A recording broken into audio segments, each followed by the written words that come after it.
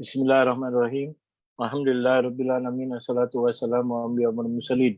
Allahumma salli ala Sayyidina Muhammad Fatihil Mawfiq wal Qatil lima sabab nasrul haq bihaq wal hadi ila siratal mustaqim wa ala alihi haqqad azim.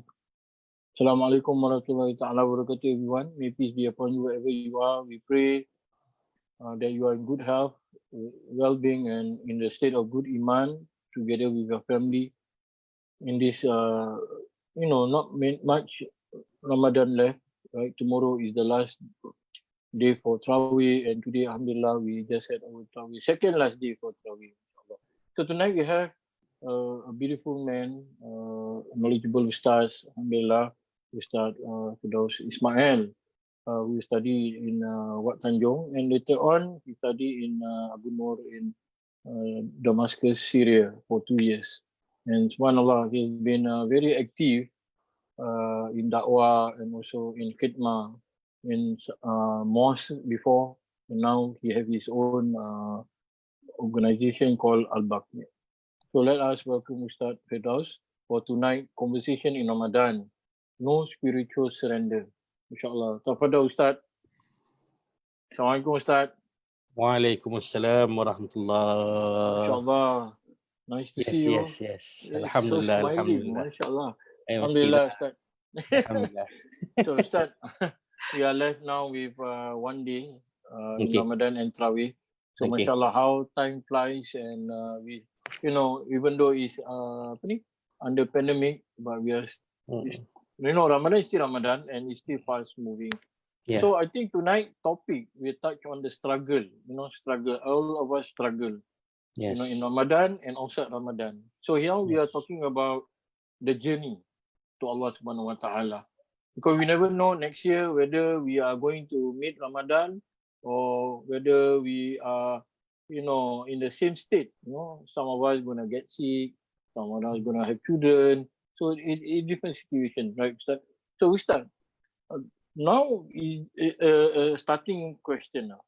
Tomorrow is the last day of Ramadan. Yeah. InsyaAllah, and the last day of Trawih also. What would your advice be for all those who are watching right now? 1 day left for Ramadan. What would your advice be? Yeah. Baik, alhamdulillah. Bismillahirrahmanirrahim. Allahumma salli ala sayyidina Muhammad al-Fatih lima aghlika wal khatam lima sabaq.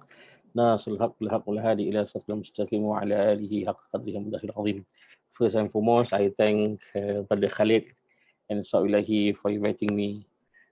He's been inviting me since before Ramadan actually. He was planning to have a live session with me, and I was very reluctant because this is my first time doing live talk show on live. So alhamdulillah, on our end of Ramadan I accept the invitation, because now we can get married online, so why not we do that? Alhamdulillah. We are alhamdulillah, we thank Allah subhanahu wa ta'ala. We have to make shukr to Allah subhanahu wa ta'ala that Allah subhanahu wa ta'ala has given us the opportunity. Allah has given us the health. Allah has given us the time for us to celebrate the Ramadan. We when we recall back at the first of Ramadan, we dua, we pray to Allah subhanahu wa ta'ala, Allahumma baghlina Ramadan, Allahumma baghlina Ramadan. Some of the I saw a video. Our brothers from Africa, they sang Rabbi Balighna Ramadan. They are happily sang that song. Yes. So I was like, well, very, it's a very wonderful sight. Alhamdulillah, Ramadan is divided into 3 parts. The first part is forgiveness. The middle part is the blessings, and the akhir is itqu min nar. Alhamdulillah, now we are come to the end of Ramadan. When we are saying about end of Ramadan, we are saying muwadda' ya Ramadan. Yes. We are saying goodbye to Ramadan. But actually, Ramadan doesn't leave us. Ramadan won't leave us. Before we enter Ramadan, before Ramadan came to us, we actually open our heart, we actually open our arm to welcome Ramadan. We welcome Ramadan. We open our arms because why? Because we understand Ramadan last year. We already celebrate Ramadan last year. We say to Ramadan, Muwadda' means inshallah, I will meet you again. Inshallah, I will meet you again. And now, in the end, we will tell Ramadan, Muwadda' ya Ramadan. Another thing, ya Ramadan, goodbye. Imam Abdullah Haddad said, it's not matter that you feel sad in leaving the Ramadan. It's not that Ramadan left you. It's actually you will be leaving Ramadan. Allah. When Ramadan leaves you, the day after tomorrow, when Ramadan leaves you, you will feel that your life is empty. It's not Ramadan is leaving you. We are the one, we don't know. Does we, do we get a chance to meet Ramadan next year? Ramadan still comes. No matter what happened before Qiyamah, Ramadan still comes. But are we going to celebrate the Ramadan next year? Inshallah. We never know. So we pray to Allah subhanahu wa ta'ala, may Allah subhanahu wa ta'ala enlighten us, give us long life to meet Ramadan next year. Ala kulli hal, the amalan, the amal, what we can do for those who are working every day. Yeah. Please enlighten your heart. Please, put a pressure on your heart, put a pressure on your soul to 24 hours, to make yourself 24 hours in remembrance of Allah subhanahu wa ta'ala. In remembrance means you stay calm, you do your work, you ride your motorcycle, you drive your car, you take a ride on the MRT, take a ride on the bus, you stay calm. Do make dhikr to Allah subhanahu wa ta'ala. Do dhikr to Allah subhanahu wa ta'ala doesn't mean you have to say La ilaha illallah, La ilaha illallah, La ilaha. No, it's not that. It's every nafs you take, every breath you take.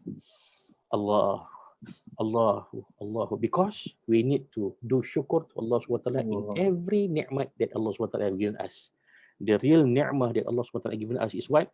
You have the ability to breathe. You have the ability to breathe. If Allah close your nose, if Allah block your nose, you can't breathe properly. Even if you can breathe through your mouth, it's different. You breathe through your mouth or you breathe through your nose is very different. The ni'mah is very different. This is the simple thing to your nostril and to your mouth. It's very different ni'mah. So in every breath you take, you have to be in a state of remembrance of Allah subhanahu wa ta'ala. That is zikr. That is zikr to Allah subhanahu wa ta'ala. So please bear in your mind, our soul needs food. Our soul needs food. So our food is a remembrance of Allah subhanahu wa ta'ala. Because our soul came from Allah subhanahu wa ta'ala. Our soul had given the oath by Allah subhanahu wa ta'ala that said, Alastu bi rabbikum qalu bala. They say, yes, indeed, Ya Allah, you are our God. So now we in need of giving back our soul, the feel, the food, to the remembrance of Allah subhanahu wa ta'ala, to return to Allah subhanahu wa ta'ala. We are tired now. We are tired already. We are too tired in living in this world. Actually, it's not that our limbs are tired. It's actually our roh.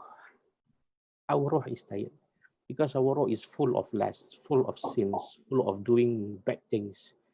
So our roh is from Allah subhanahu wa ta'ala. Please give our roh a break. So let our roh fly to Allah subhanahu wa ta'ala. MashaAllah. MashaAllah. Ustaz, I think one of the things that people always forget, right, in Ramadan is that they're looking for perfection. Like, I can do this, I can do that. I salat. Then what you said, when you work, you push yourself to the limit, right? So I think one of the things that people don't understand is the nafs. And people always say shaitan.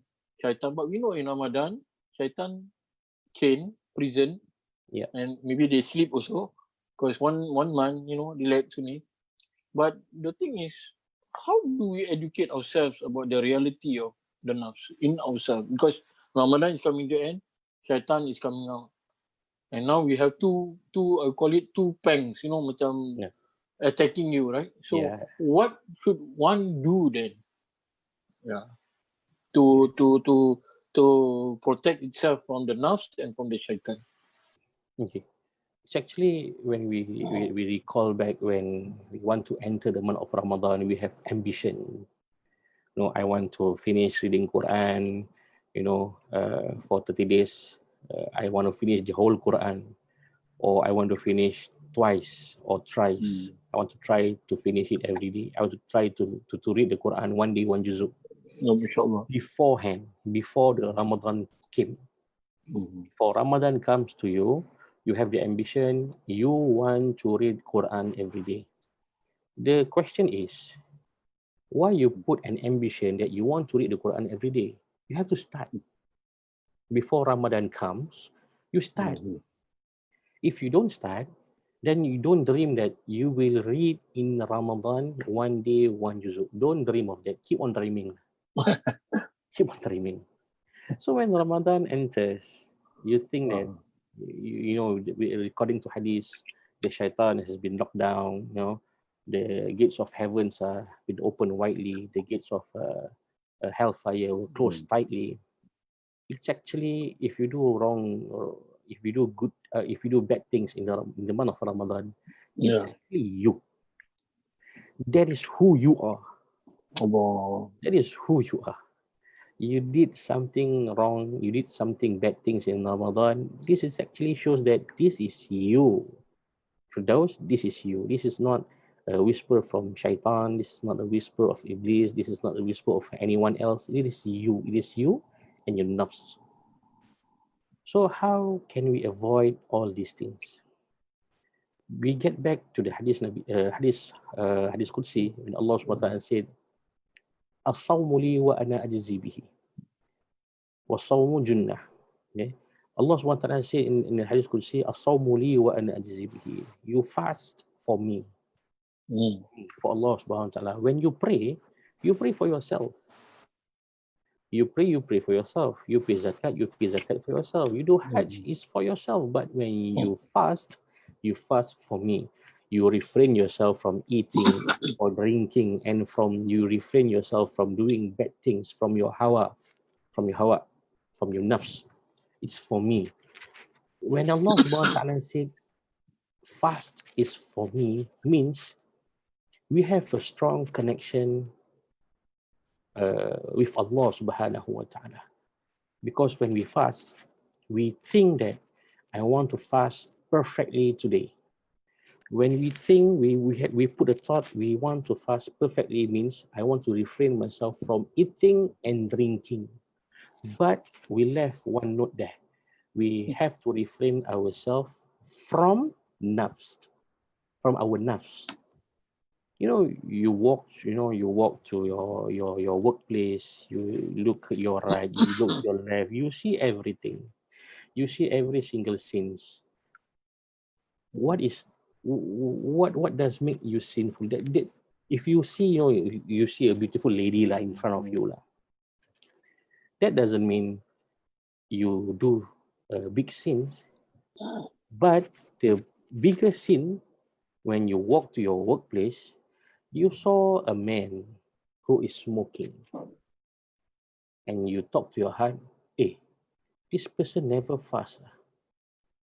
This guy very healthy, can smoke and never fast, not like me.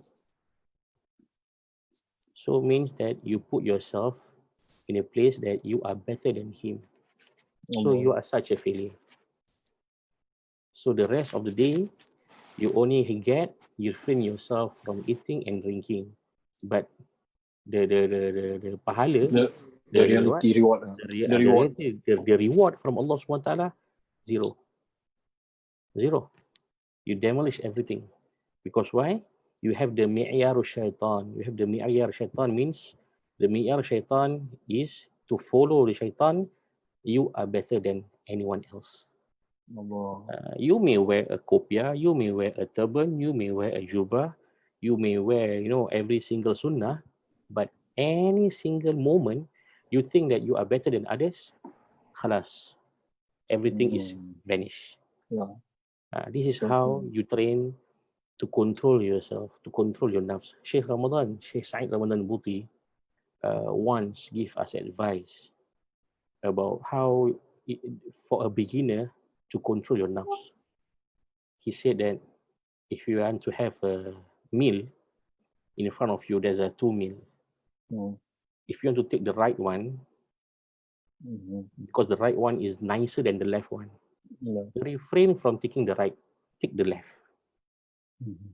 If you are going to your workplace, you usually take the right, take this path. So try to Mhm. refrain yourself from taking this path. You take the longer way. So this is how Mhm. you train for a beginner to Mhm. train, to indirectly change your path. And you can feel, it's very difficult to do this, very difficult to do this. This is how you change your way. Mhm. So slowly you can have a control to your nafs.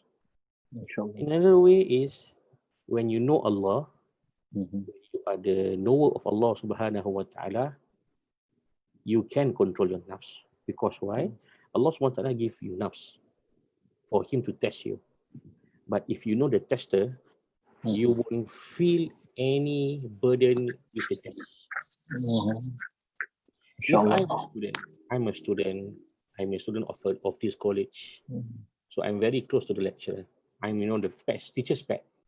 Mhm. I'm a teacher's pet.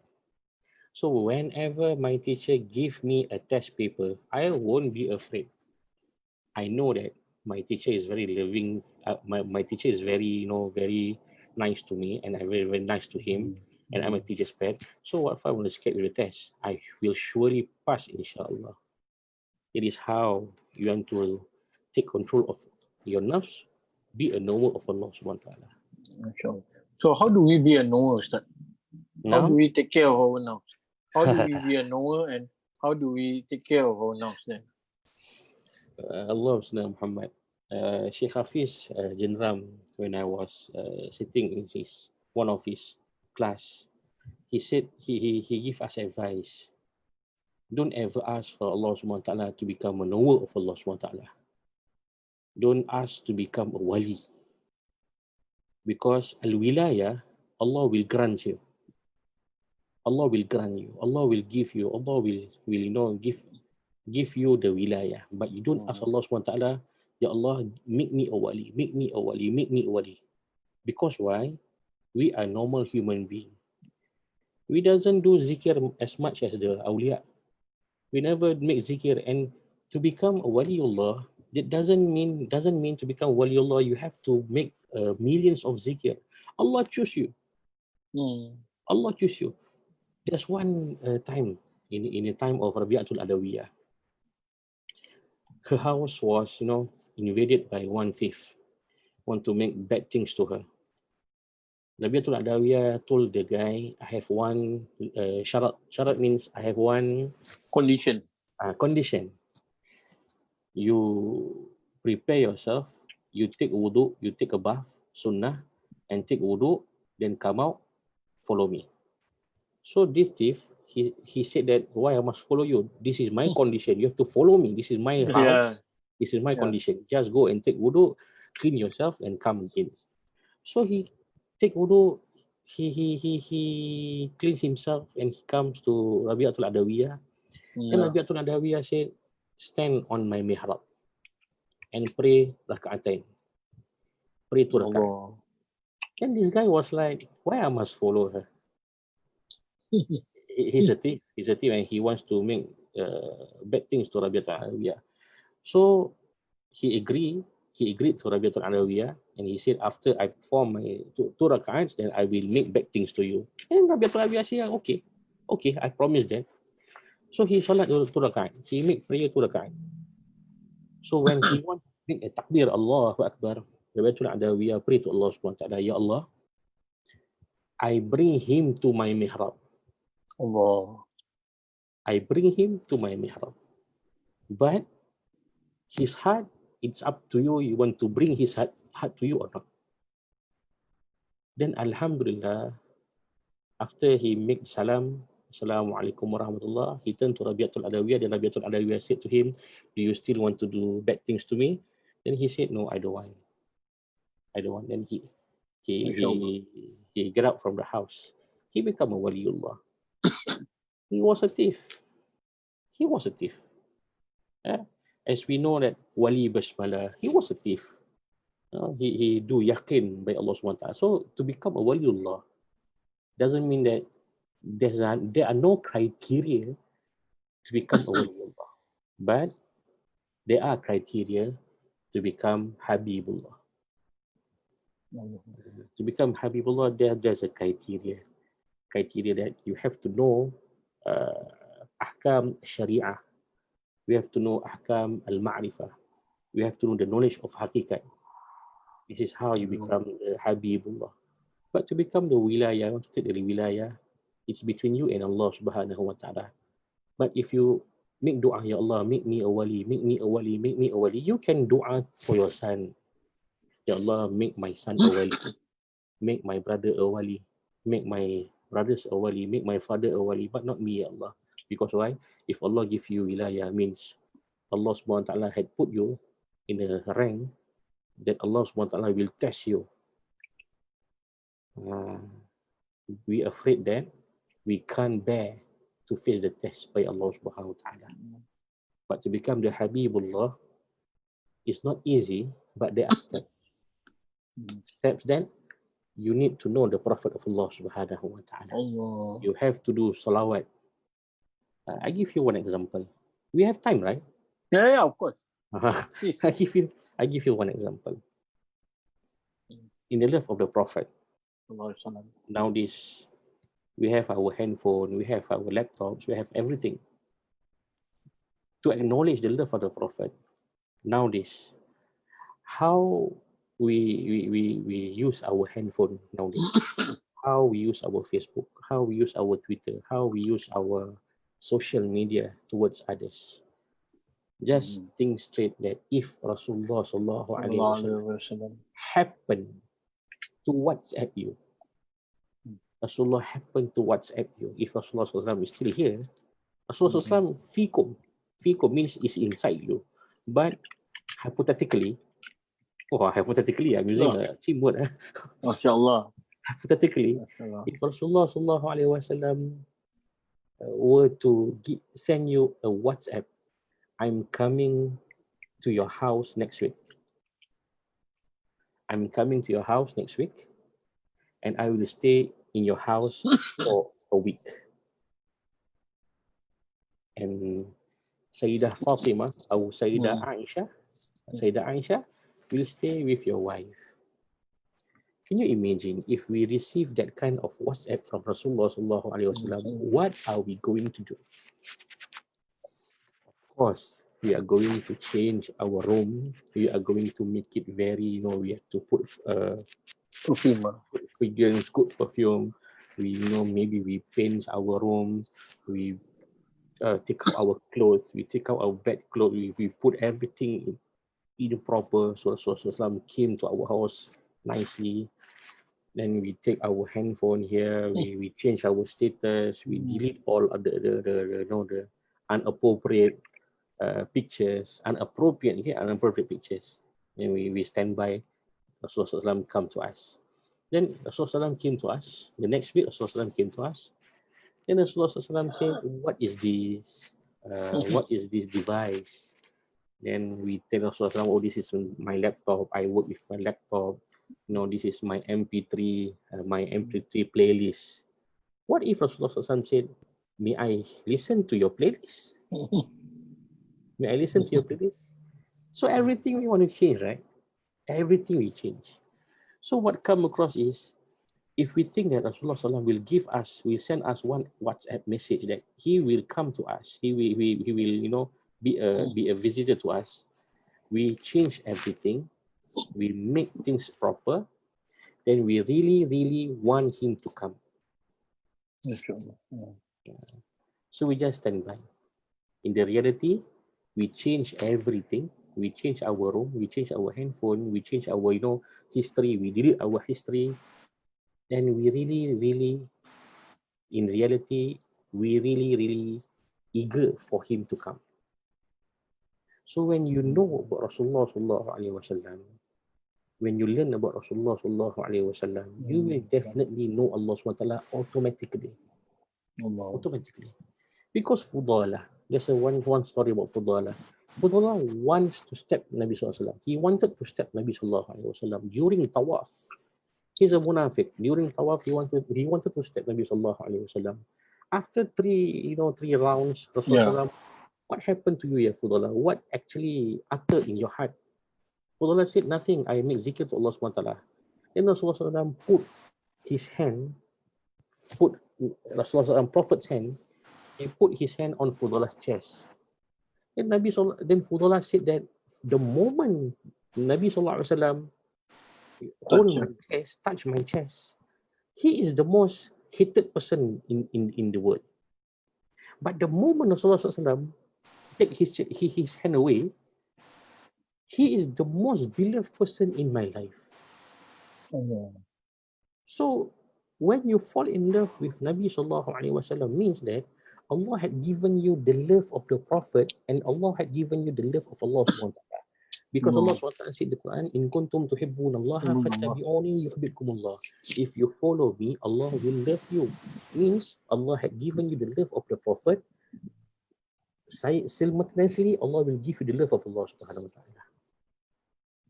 In achieving the love of the Prophet by doing millions of salawat. Millions of salawat. I came across with one person, one know of Allah Subhanahu wa Taala. He told me, Firdaus, please do 1,000,000 of salawat. Make 1,000,000 of salawat, and you will find that your life will be changed. Your life will not reality, not physically, but spirituality, your life will change. But when we make salawat to Nabi Sallallahu Alaihi Wasallam, there are some, some students ask me, Ustaz, how can we salawat? How can we give salawat to Rasulullah while we are doing something when we are not concentrating? My answer is very simple.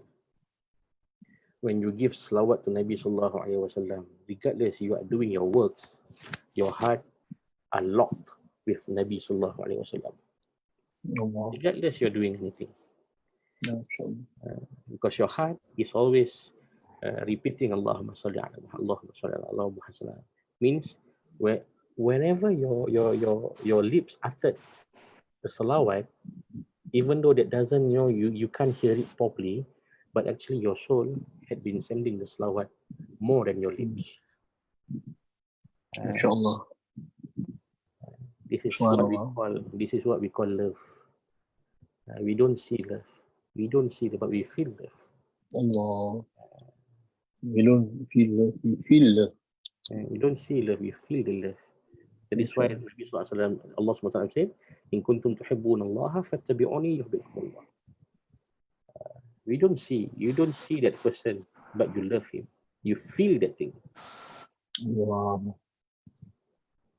Inshallah, Ustaz. So beautiful. Inshallah. So, Ustaz, like a lot of people, like you mentioned just now earlier, when they start Ramadan, everybody has this desire, this intention to be the best Ramadan as possible. But along the way, of course, there's a lot of tests. 1 month, kan? This 1 month, surely got a lot of things happen. Wife sick, car broke down, motorcycle hilang, stolen, and children sick, now pandemic some more, right? So the thing is, a lot of people say that along the way, they go down along the way, nak macam holding on to it right? And how is it that we start? Sometimes you make mistake. For example, you lie, you cheat, you didn't realize it, out of circumstances. And then how is it then? Then Ramadan is going to end. How is it then? Then you realize macam, all wasted. All wasted. End already. Finish. Yeah. So how is it, Ustaz? Because the momentum is going to end already. Yeah. When we think back, Allah Subhanahu wa Ta'ala say in the Quran, Allah Subhanahu wa Ta'ala will give us the test. Allah will definitely give us the test. And we see that we are a believer, Allah Subhanahu wa Ta'ala doesn't abandon us with nothing. Allah Subhanahu wa Ta'ala will definitely give us test. In this life, we have to, have a wide vision that nothing will last forever. And in our life, nothing will make us 24 hours become happy. Nabi Sallallahu Alaihi Wasallam said in the hadith, "Ajaban li amril mu'min." Nabi Sallallahu Alaihi Wasallam, very wow, very amazed about a mu'min. When we talk about a mu'min, means he definitely believe in Allah and malaika and the kitab, Yawmul Mahsyar, Yawmul Akhirah. He believe in qadar, good and bad. So when you say you are a mu'min, you have to bear in mind that you believe in Allah and you believe in the qada and qadar, good and bad. Whatever thing happen to you, good things, you thank Allah SWT. MashaAllah, Alhamdulillah, Alhamdulillah, Alhamdulillah. But wherever bad things happen to you, you will think that Allah doesn't love me. Allah doesn't love me. That's why Allah SWT give me tests like this. Test me like I can't bear. Allah SWT wants to see us. The moment He give us the test, who will we run to? If we run to a human, we are human. If Allah SWT give us a test, we run to human, and that human don't want to help us, doesn't render help to us. What we do? We said that, alamak, this person, we ask Khalid for assistant. Then Khalid say, alamak, Ustaz, I cannot help you lah.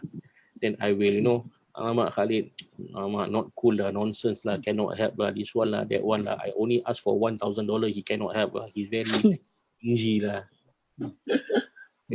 A person seek help to another person. Then another situation, I seek help from you and you will help me.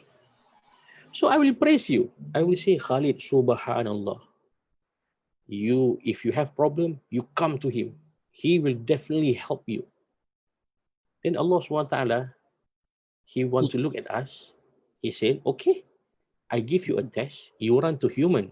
Then up to you. You get a test, you run to human. But if you get a test from me, you run to me, I will definitely give you a solution. Allah. I will definitely give you a solution. Because why?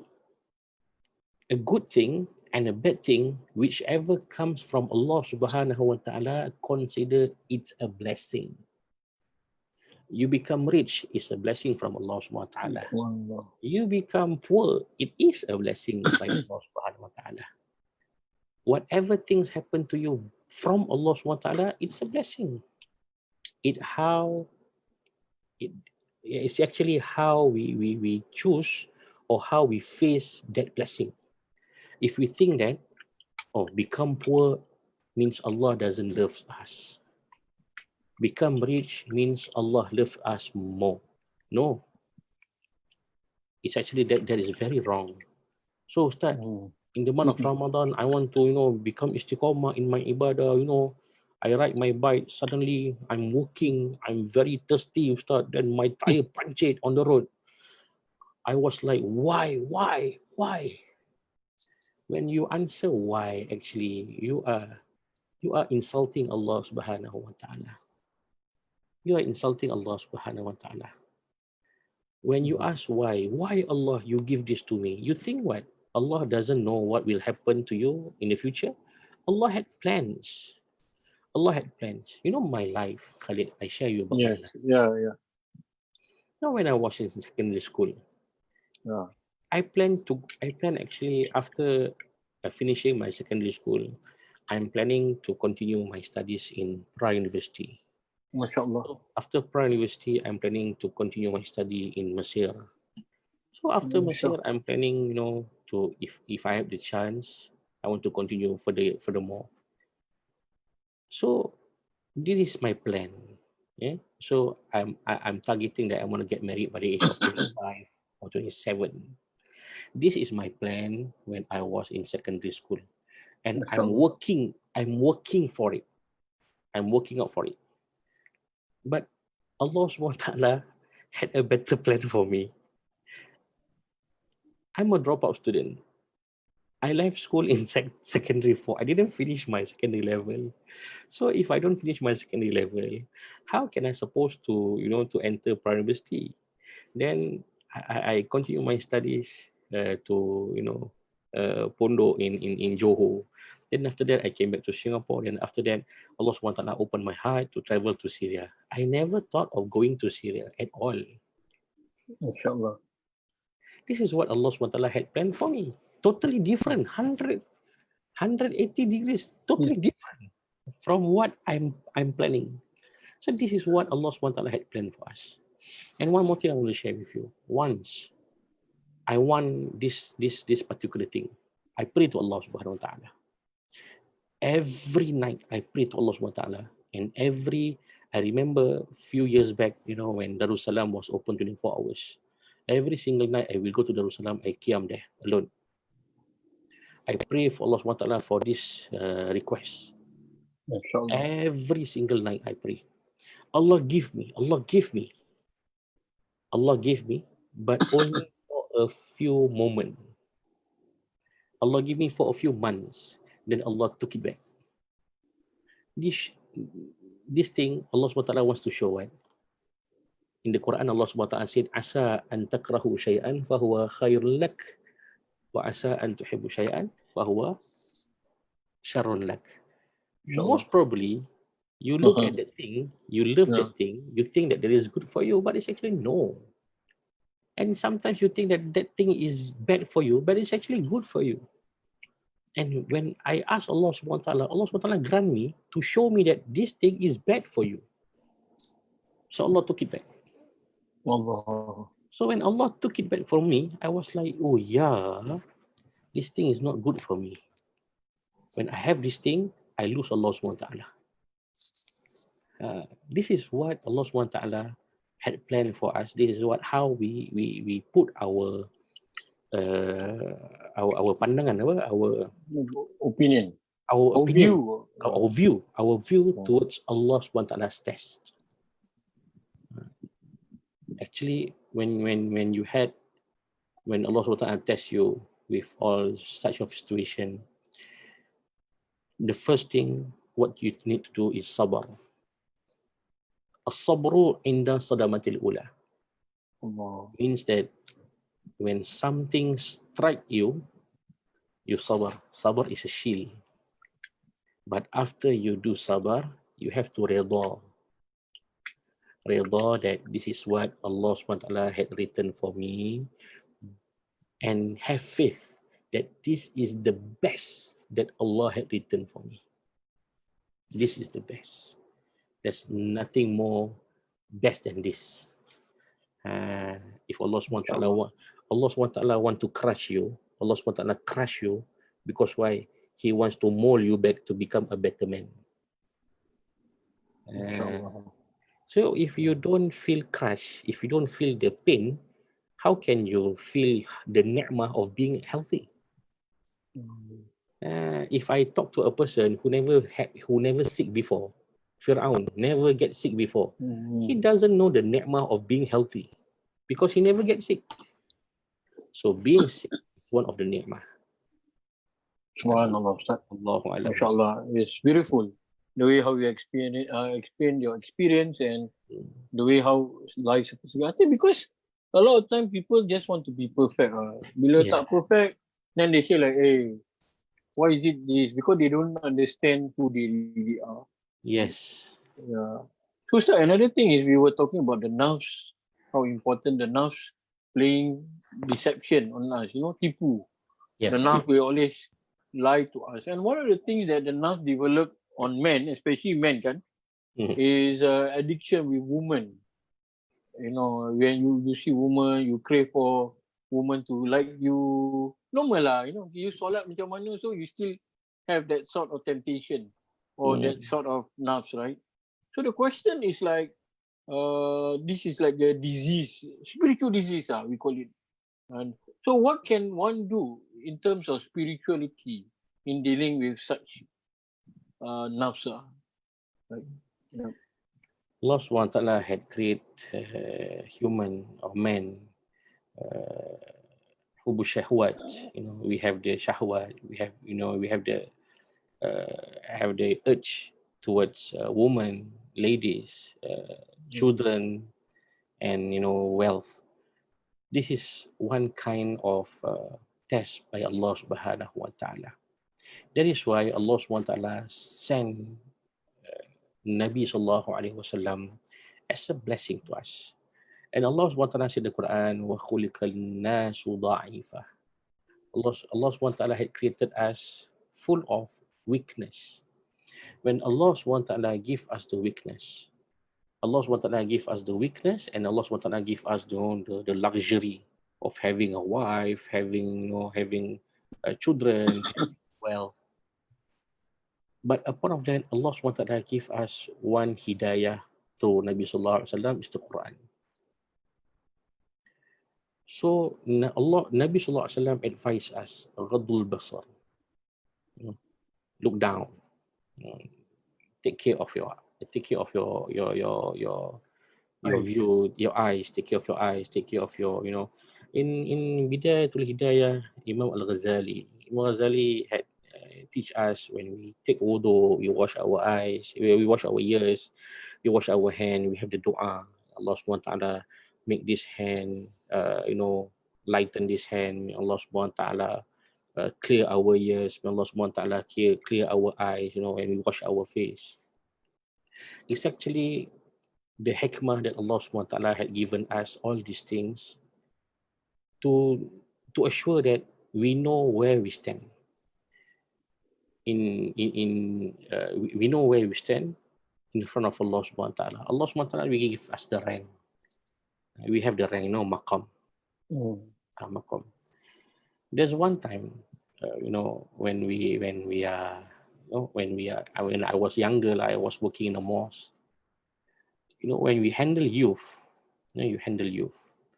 There's nothing wrong if you want to make one jama'ah youth, mixing around ladies and guys, the men and the women want to mix around doing a project. There's no wrong. But when we let our nafs control us, that's where the nerves get over you. The nerves get over you. That's where the moment what you see is what shaitan wants. You saw a woman. When you see a woman, you see her through your eyes or through Allah Subhanahu wa Taala. If you see when we see a lady walk down the alley, you see her through your nafs, even though she is wearing a hijab. She's not wearing a sexy skirt or mini skirt or whatever. Even though she is wearing a hijab or a tudung, when you see a person, you decree his her standard to a lower standard, means shaitan overtake you already, and shaitan will put nonsense fikrah. Imagination. Yes, shaitan will put many nonsense imagination in your mind. But if we look at someone or we look at a lady, even though she's wearing sexy outfit, you look at her with full of respect. You look at her with full of dignity. You are not sinful because you are looking at her and you say, Astaghfirullah al-Azim. May Allah SWT grant her blessing. May Allah SWT bless her. May Allah SWT give her hidayah. Means you look at her with dignity. You look at her with respect. He is a woman. He is a lady. There's two different things. Even though she's wearing a hijab, you look at her with disrespectful. You have a dirty imagination. Means you follow your nafs. How to overcome this? How to overcome this? I'm not saying it's easy. I'm just sharing. When I asked my sheikh, Ya sheikh, how can we overcome this? He said one thing. You want to overcome the sinful things, what your eyes did, please do not leave Qiyamul Layl. Do not leave Qiyamul Layl. Means, please wake up at night, salat 2 rakaat, and seek Allah protection. Seek Allah's protection every single night, at least 2 rakaat. because that is the ties that will bind you to Allah subhanahu wa ta'ala, and Allah subhanahu wa ta'ala will protect your eyes from looking at them. Because when you walk, who give you the permission to see? It's Allah. So our eyes belong to Allah. So when our eyes belong to Allah, we seek help from the owner. Ya Allah, please control my eyes from looking the haram to the halal. So don't leave these 2 rakaat every night. Qiyam. The second thing is, this is my sheikh. He talked to me jokingly lah. When you saw a lady walking towards you or walking in front of you, just look at her and imagine she's a tree. She's a walking tree or walking stick. And inshallah, Allah will let your eyes turn and make you see she is a walking stick. I was like, okay, inshallah, I will try. Inshallah, I will try. So actually, it's how you know yourself. Actually, back to the roots. If you know yourself, you know Allah subhanahu wa ta'ala. When you know Allah subhanahu wa ta'ala, whatever things you see, it's actually, you see a reflection of Allah subhanahu wa ta'ala. Inshallah. You don't see through your nafs, but you see through your heart. When you know yourself, you know Allah subhanahu wa ta'ala. When you know Allah subhanahu wa ta'ala, whatever you see is through Allah subhanahu wa ta'ala. That is why one hadith Rasulullah said, Allah subhanahu wa ta'ala said in Hadith Qudsi, if I love that person, if I fall in love with that person, I will ask all the malaikah to fall in love with him. Allah. And when I fall in love with him, you imagine that Allah subhanahu wa ta'ala fell in love with him. Just imagine. When I fell in love with him, I'm his sight, I'm his hand, I'm his leg. Means whatever he do, he will see me. Inshallah. So Just like the Malay says lah, whatever things I do, I see your face. When I eat the soup, come out your face. When I want to sleep, I imagine your face. This actually from the hadith Qudsi. Inshallah. No, the thing is just that a lot of people don't underestimate or undermine their desire, the bad desire, the nafsa. And I think a lot of times people don't like to talk about it because they still think like my ibadah means me. Like I'm in control. But actually it's not really true because people who walks on the path to Allah, they will always introspect themselves like whether this is the nafs or whether this is from Allah. Yes. Right? So the question sometimes is just that people are in a competition in Ramadan. How many khatam, tarawih, you know, how many rakaat, tahajjud, qiyam. But they seldom introspect themselves where is this solat, is this zakat, is this sadaqah, or even the khatam Quran and everything linked with my nafs, you know, ujub, takabbur, right? So this is the thing that people don't see. So when they trip, they see. No matter how many solat ibadah they had, they like. Yes. Yeah. So how do we go about that then? One of the ulama said that, you know, sometimes we feel tired reading the Quran. Sometimes we feel tired reading the Quran, and sometimes we are rushing down. We want to finish the Quran in the month of Ramadan. Why actually we rush ourselves, and why actually we feel tired, and why actually we feel, you know, I want to finish this. Because when we read the Quran, what we see is not the huruf, what we see is not the kalimah, what we see is not the meaning, what we see is the page. You want to finish the first juzu, Al-Baqarah, you turn to the next page, okay, page 19. You turn again, okay, page 21, the second juice. Then you feel relief. Why you should feel relief? A person who fell in love with Allah subhanahu wa ta'ala, a person who fell in love to another person reads a love letter. You know, if I fell in love with one lady, you know, a Japanese lady sent me a beautiful letter, 18 pages. Wow. 18 pages without me understanding in Japanese. Then I just read, you know, while I'm reading the letter, my heart pounds very hard, very fast. Because why? Love can't be seen, love can be felt. So when I reach page 18, I will feel sad. I will feel like habis. I will feel like, finish already. So when's the next letter? So when we read the Quran, page by page, page by page, page by page, when we finish the Quran, we feel relief. That doesn't mean that we hate reading the Quran. No, actually, we are reading the page. We are not reading the what Allah SWT said in the Quran. When we perform our salah, I always advise my students, when you read the Quran, please read until your heart breaks. Allah.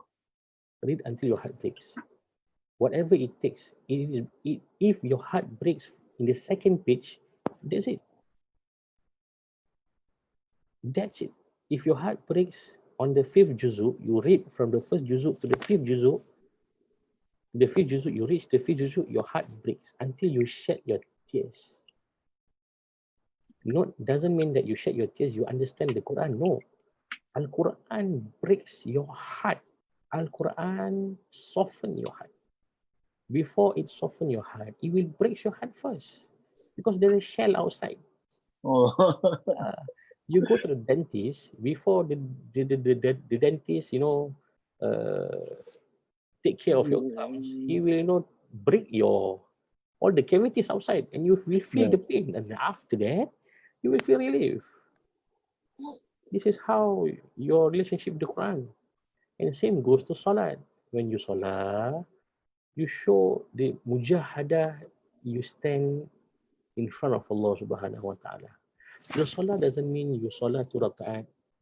Actually, when you perform your Salat 2 rakaat, after you make your salam, Assalamualaikum warahmatullah, Assalamualaikum warahmatullah, a true believer will feel anxiety, not anxiety, they will worry, they will have this kind of worry that I already make my salah, and does Allah SWT accept my salah? We don't think that Assalamualaikum warahmatullah, Assalamualaikum, Alhamdulillah, I pray already, finish. Relief. Relief, you feel relief. When we eat after after Maghrib, when we eat after Maghrib, Alhamdulillah, we breakfast.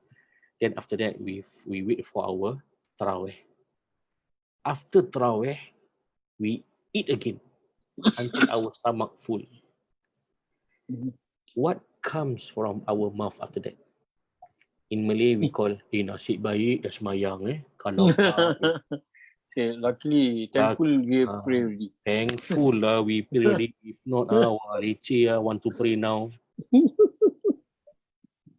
Do you think salat is leceh? Allah. Do you think salat is leceh? When whatever it takes, your stomach is full, your stomach is half full, or quarter full, you still need to pray. You cannot say that, nasib baik dah semayang. What? You are talking about Allah Subhanahu wa Ta'ala. You're talking about your salah. Luckily, ya Allah, I pray already. Now stomach full already, can sleep. You have sensitivity with Allah Subhanahu wa Ta'ala. You have an adab. You are a servant of Allah Subhanahu wa Ta'ala. When you are a servant, please be a good servant. Have an adab. You have a maid. Your maid eat full, very full, and she said, nasib baik sudah kemas ini. Kalau tidak, saya penat mau buat kerja. Luckily, I already, done the work and done the chores, or else I cannot do. You as a, the boss, you think you will say what? If you haven't finished that, I will let you go. You die must work, right? You die must finish the chores, right? This is how we react to Allah Subhanahu wa Ta'ala. So when we perform our prayers, when we perform our salah, our ibadah, every single thing, the thing is an-niyah. Why you pray? Why you perform the tarawih? Why you read the Quran? Why? Ask yourself why. If this is just a cultural, then you have to Change. adjust your niyyah. Adjust. Adjust your niyyah. Yeah, Ustaz, this is culture, Ustaz. This is culture. No, this is not culture. Giving food is not culture. Giving food is sunnah. Reading Quran is sunnah. Is the Prophet taught us to read Quran. The Tarawih is sunnah. This is sunnah. This is not a culture. So when you treat that thing as a culture, you will take it lightly. But if you treat that thing as a sunnah, as a sharia from Allah Subhanahu wa Taala, you will take it very seriously. That is why our ulama, back then, praise rakaat 100 rakaat, 80 rakaat. They pray more than 20 rakaat because why? They take it seriously as sunnah. Even after they eat full, they will perform their tarawih until subuh. Because why?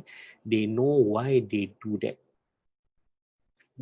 If we don't know why we do that, we follow the tradition, we follow the culture, please adjust your niyyah, because a good niyyah will make your bad ibadah good. Understand?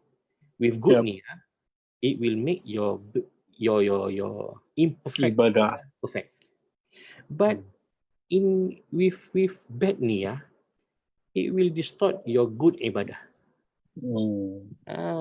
It will tarnish your good ibadah with bad niyyah. Even though you stand up the whole night, you do qiyam the whole night, but you don't have a good intention, means your ibadah is worthless. It's not worthy. But if you have good intention, you try hard to pray, you try hard to read the Quran, whatever happened to you, but once you have a good niyyah, everything is go smooth. Because Allah look at your niyyah, not your amalan. Nabi SAW said, "Innamal a'malu binniyat." Everything follow your niyyah, your intention. You want to do 8 rakaat, why your niyyat do 8 rakaat? You want to follow 20 rakaat, it's up to you actually. It's up to you. You want to do 20, alhamdulillah. You want to do 8, alhamdulillah. You don't want to do, innalillah. Mashallah. Yeah. Ustaz, some people are sending me questions about being broken-hearted. Broken heart, Yeah. find the one lah. You the man. Yeah, you're the man of the heart. So what is the remedy of broken heart in Ramadan, Ustaz? There's only one thing that Allah SWT said, لا تقنطوا يا الذين يا قل عبادي الذين اللهم صل على محمد. Allahu Akbar. The ayat is Ya ibadiyalladzina qul li ibadilladzina asrafu ala anfusihim la taqnatu min rahmatillah. Told to those who had made zulm to themselves, don't give up from Allah Subhanahu wa Ta'ala. Don't give up. And fafirru ila Allah. And runs to Allah Subhanahu wa Ta'ala. We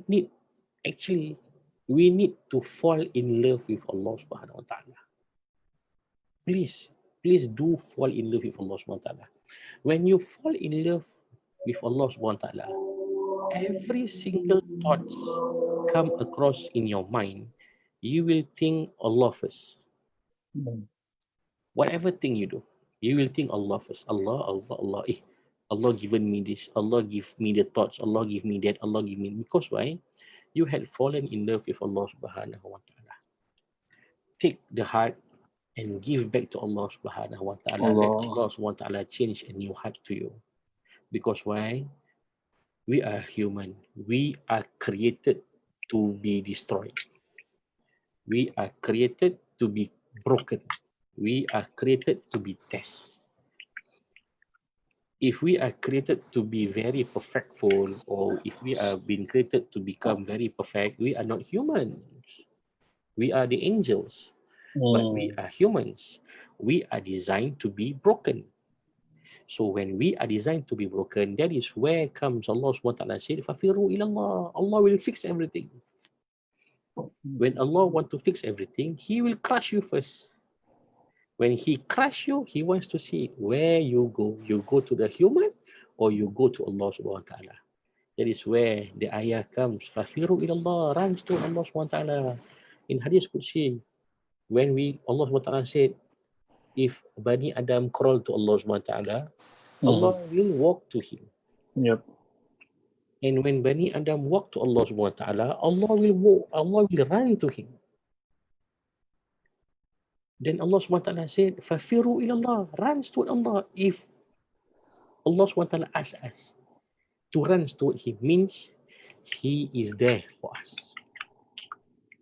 He is there. Subhanallah, Ustaz. Subhanallah. Inshallah. So take your Ustaz, heart. there's another question, right? From someone. I was a heroin addict, he said, and went to prison twice. I'm now on the spiritual path, he said. And currently doing my tarbiyah, spiritual training.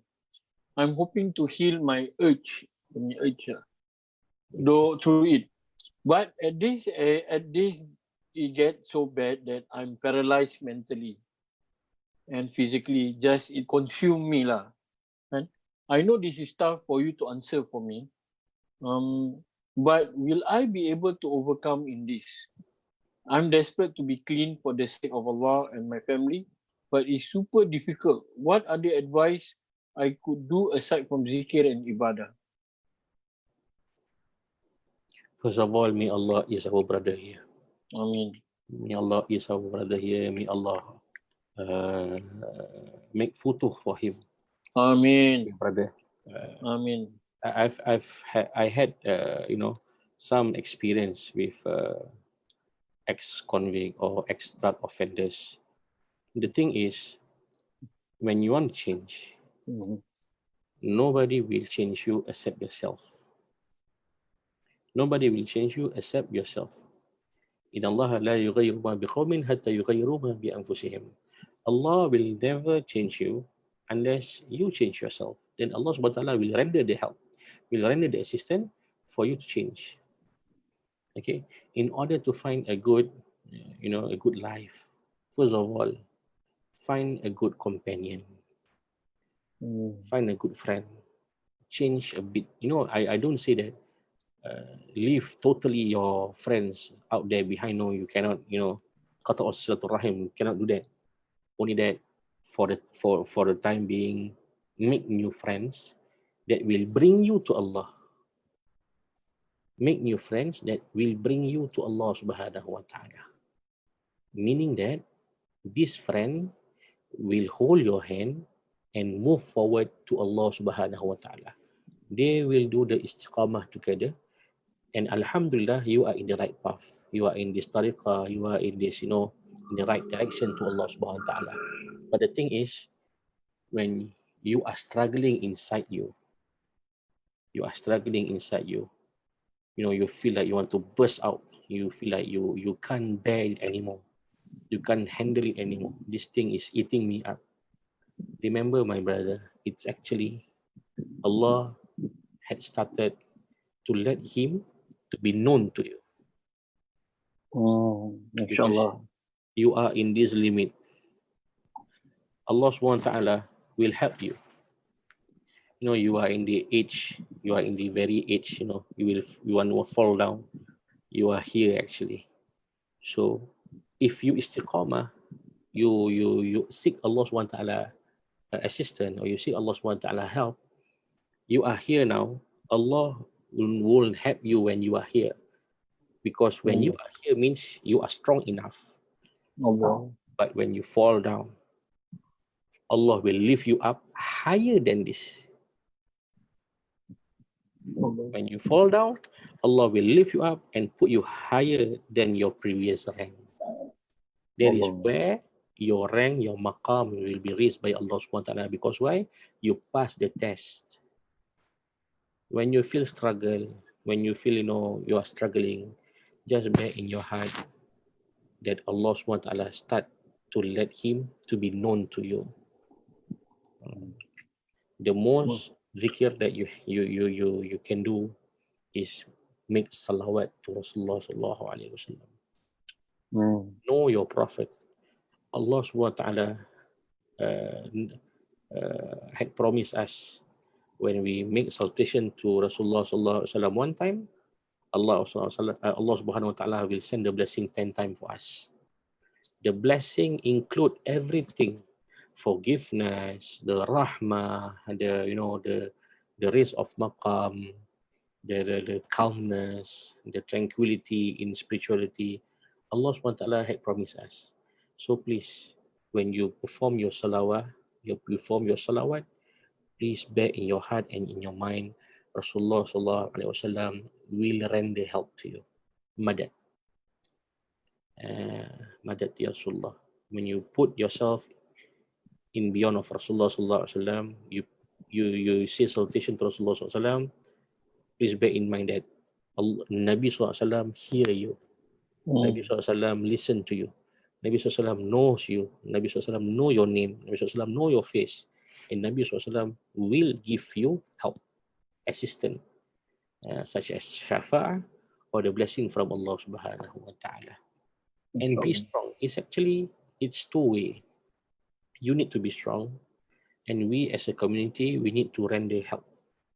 We need to give them, one semangat apa? Spirit, motivate. Motivate. We need to motivate them. Not only we tell them don't go here, don't go there, don't go back to your past. No. It's not that. We need to motivate them so they can know Allah SWT better. Don't make them remember their past. Don't make them remember their past. Just make a new path for them so they know where to go after this. Where to go. It's actually we are the one who are responsible in bringing them back to Allah Subhanahu wa Taala. They can't do themselves. Yes, they are the one who change themselves, but we are the one who have responsibility. We are the one who responsible to hold him towards Allah Subhanahu wa Taala. But remember, when you are struggling, means Allah Subhanahu wa Taala loves you so much. When you are struggling, Allah Subhanahu wa Taala loves you so much. Allah Subhanahu wa Taala will never, leave you alone. Allah will never ever leave us alone. Never.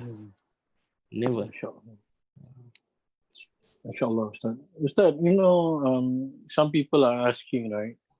In Ramadan, we have Tarawih, we have Tadarus Quran, we have Khatam Quran.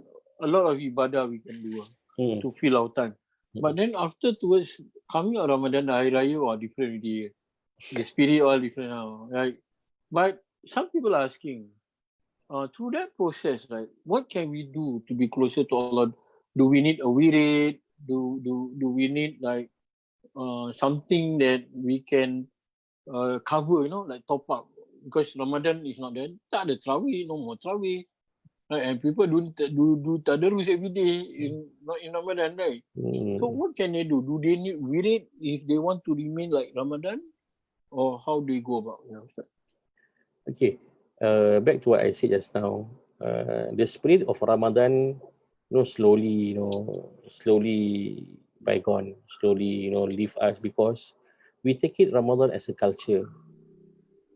If we don't take Ramadan as a culture, inshallah, Ramadan will stay with us forever. For those who think that, Ustaz, don't feel Ramadan, I don't have the feel. Do I need some, I need some backup.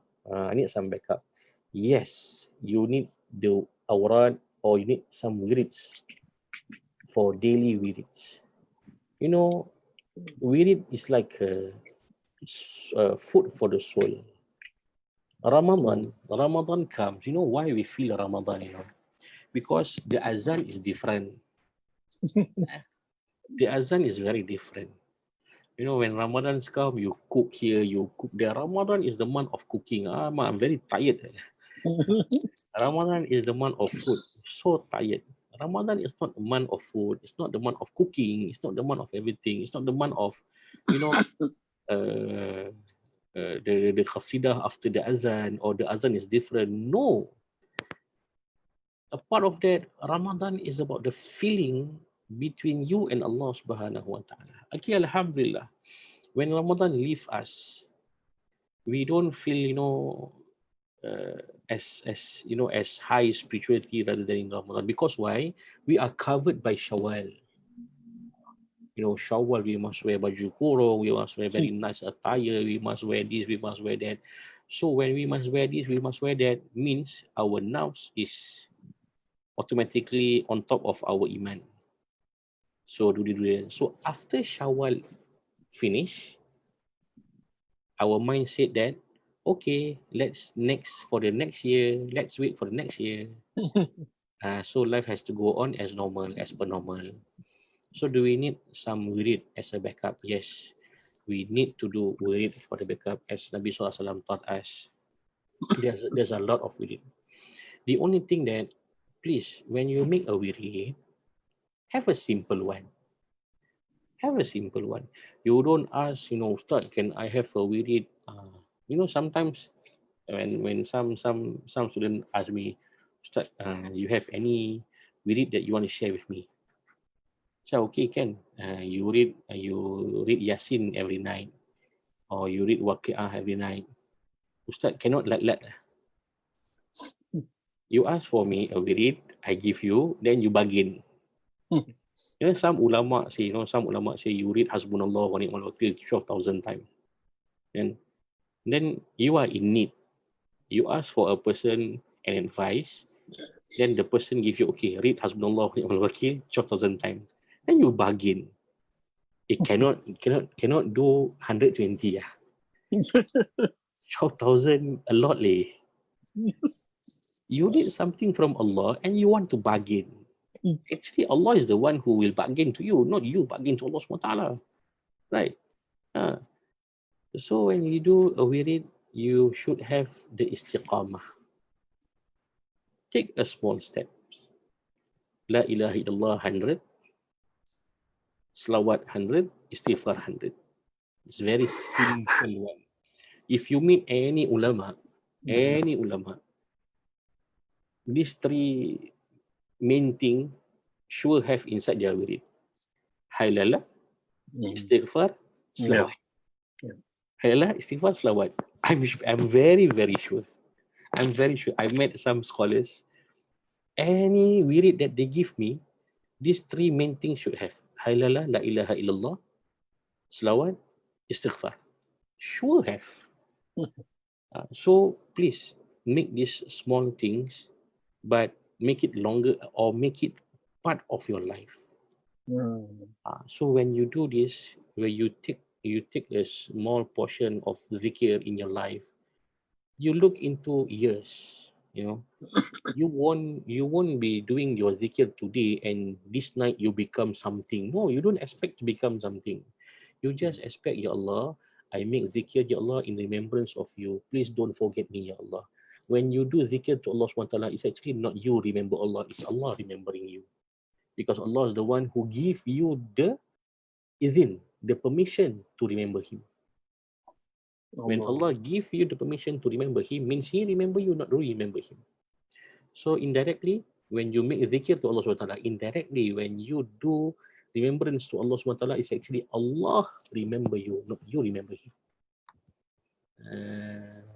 It's actually when we remember Allah SWT very closely, when we remember Allah SWT when we are sick. When we are sick, we remember Allah SWT very closely. When we get something, when we get a nice car or a present, we say, Alhamdulillah, terima kasih thank you buy for me. Alhamdulillah, thank you buy for me. So you put the meaning, Alhamdulillah, or thank you to the person. You thank Allah, Alhamdulillah, as a gesture, and you thank that person. Okay, that's good. But when you are sick, you are on your bed, Allah, Allah, Allah, you truly meant that thing. You truly mean that thing. you truly mean the lafzul jalalah, Allah, Allah, Allah. But when you are in happy moment, Alhamdulillah. When you say Alhamdulillah, do you really mean Allah subhanahu wa ta'ala? No, it's just a gesture. I'm not judging you, but you ask yourself. Ustaz, I think this is the last question. MashaAllah, it's a blessed night with you. The transition. Tomorrow is the last day of Ramadan. Then the transition to Idul Fitri. Right? So what aspiration or what is the intention that we should seek when we reach Hari Raya? Because a lot of people Hari Raya, like they're happy and all that. Hey, Raya, no more fasting and all that, right? But Sayyidina Ali, he said that people who celebrate Eid are not the one who with new clothing. He said, but the one who Allah has accepted his tawbah. So we want to reach that stage because it's not too late to tawbah also, right? Even if our Ramadan is like so and so, you know. So what's your advice for all of us out there? Yeah, Alhamdulillah, our scholars had already taught us celebrating Idul Fitri is part of Sunnah. Okay, it's not wrong you want to celebrate the Idul Fitri, but Idul Fitri doesn't mean you need to have a new clothes. You need to do ziarah. You need to do, your bermaaf-maafan, Yeah. Every Hari Raya, want to seek forgiveness. I wait for Hari Raya. Wait for Hari Raya, then you can seek forgiveness. But actually, the hakikah of Idul Fitri, when we greet someone, min al-a'idin wal faizin wal makhbulin kullu am wa antum bi alfi khair. We tell them min al-a'idin wal faizin. A'idin means for those who return to Allah Subhanahu wa ta'ala.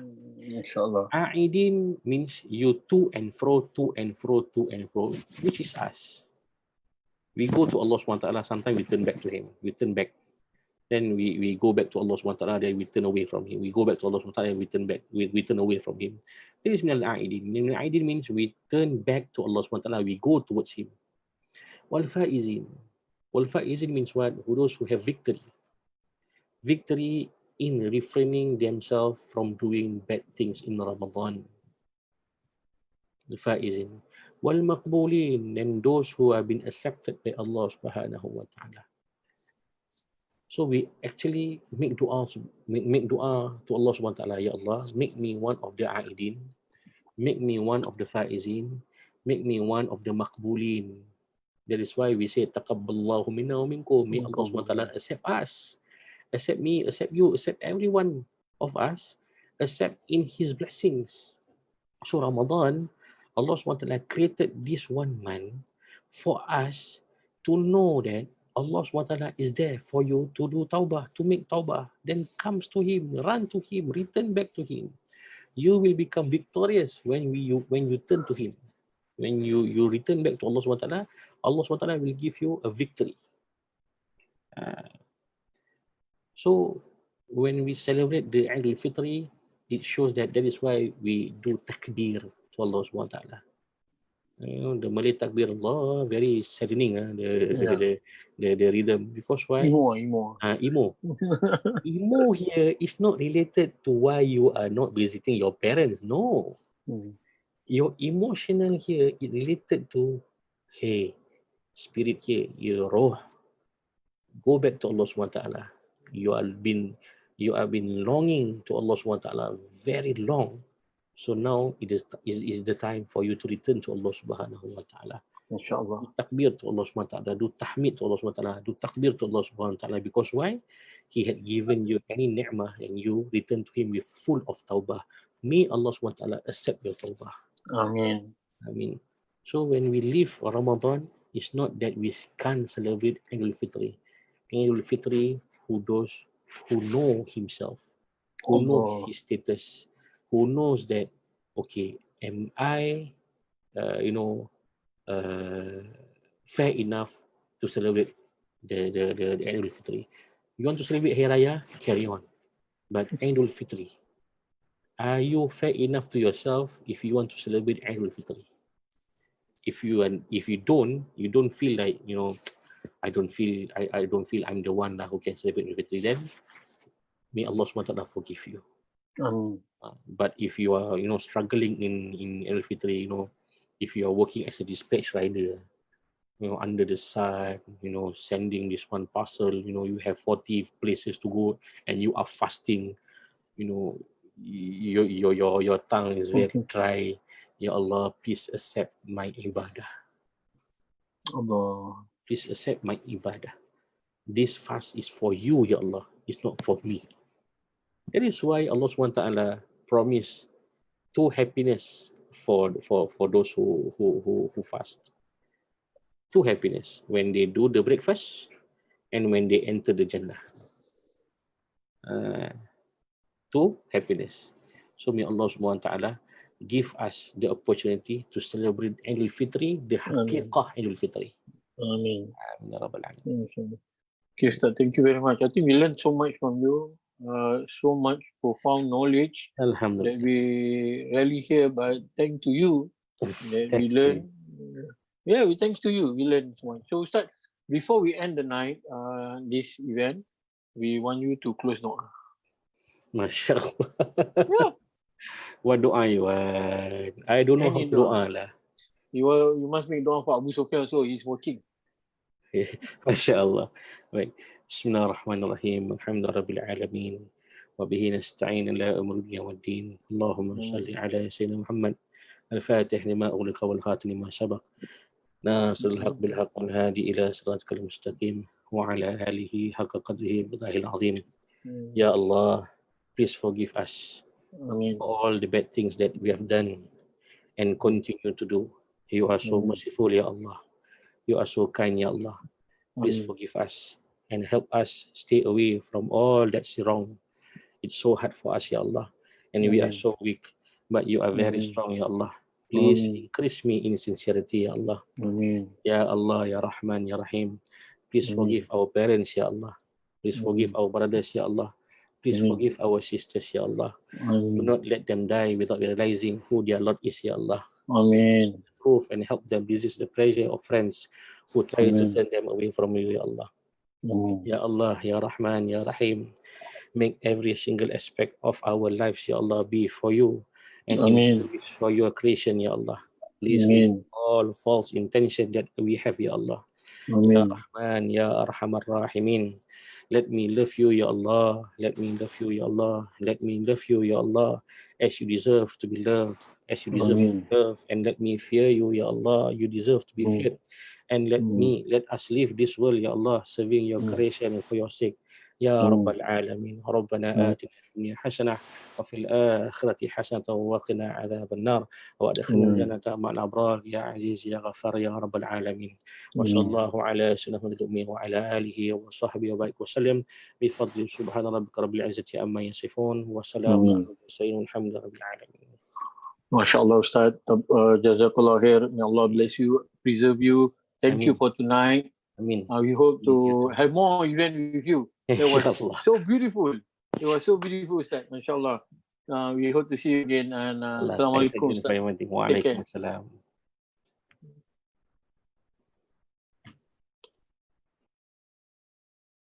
Alhamdulillah, that was the beautiful and interesting conversation in Ramadan with Ustaz Firdaus Ismail. May Allah preserve him.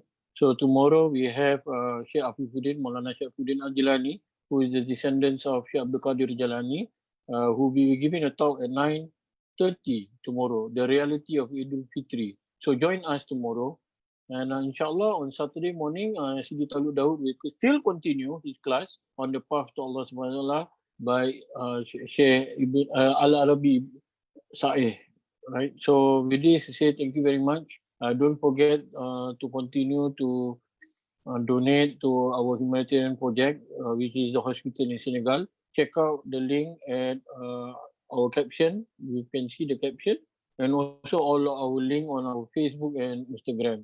So with the remaining night, I think tomorrow night is the last. Saturday night already enter.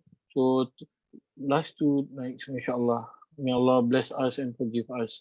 See all of you again. Remember us in your dua. Assalamualaikum warahmatullahi wabarakatuh.